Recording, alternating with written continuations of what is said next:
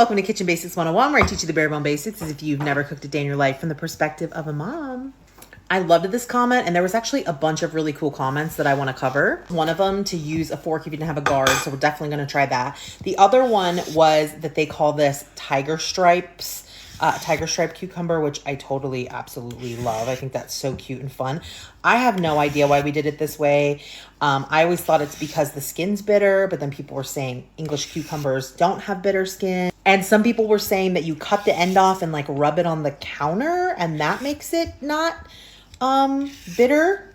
I've never tried that. I don't know if that is in fact true, but it's interesting. Batter prepped, and there was a couple of things. One was to only cut one end off, and to use, I'm going to cut this in half though, because it's too long to use on the mandolin, and to leave one end intact so that you can get closer with the mandolin, because you're going to cut this end off anyways.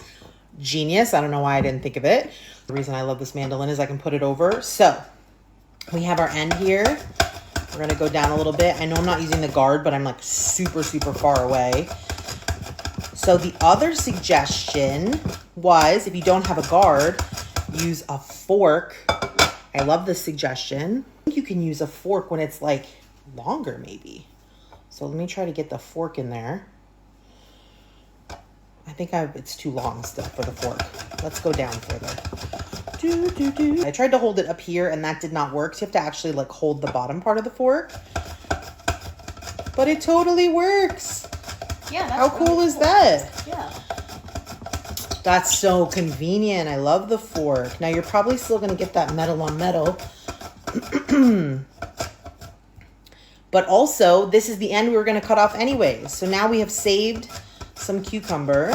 Oh, I just hit the fork tongs. We've saved some cucumber and we didn't need a guard. I love when you guys make suggestions. Thank you so much. I am never offended or upset about questions or suggestions in the comments. I'm always looking for ways to do a better job in the kitchen. So this was fantastic. And actually next time I won't cut either end off, because if I had left this end on, I could just do the exact same thing I did with that. So you don't have to cut either end off. You can just stick the fork in the end. I would wait until you get, a couple inches away and then use the fork. Let's try with the other side. Okay, let's try with the other side. But like I said, next time I won't even cut the end off of the other side, because that is so genius, right? The other reason I love this peeler, did I already say, or this mandolin, is because it goes right in the bowl. Like I'm gonna make the salad right here in the bowl. And yes, I'm making this again. I also saw in the comments people saying they add garlic or they add onions. Do it all. Both of those I think would be probably delicious in this application. So definitely do it. I'm not gonna put the fork in as much since I don't have that end. Oh, uh-oh.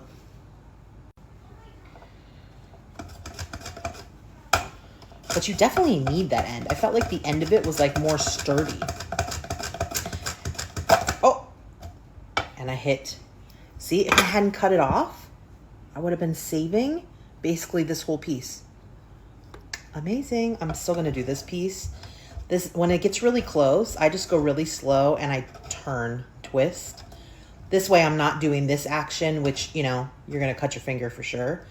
So when I get close, this is what I usually do. But like I said, throw it out. Just throw it out or eat it. Pop it in your mouth. I just wanted to add too, in the last video, I used the whole bottle of vinegar. And the reason is you want all of them to get into the vinegar, but I just wanted to show you in case that was cost prohibitive or you were worried about the too much vinegar. You don't want to waste vinegar.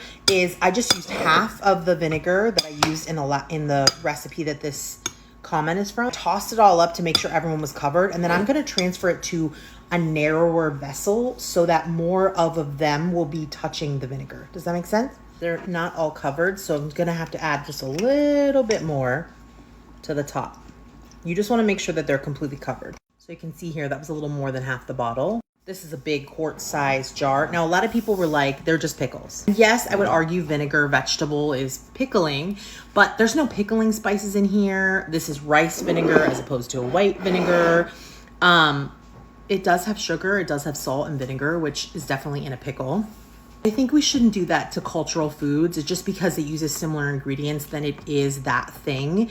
Because there are tons of recipes all around the world that overlap, but that doesn't mean that they're the exact same thing. If they're prepared slightly differently or the seasoning is differently, everything made with a cucumber and vinegar is not a pickle.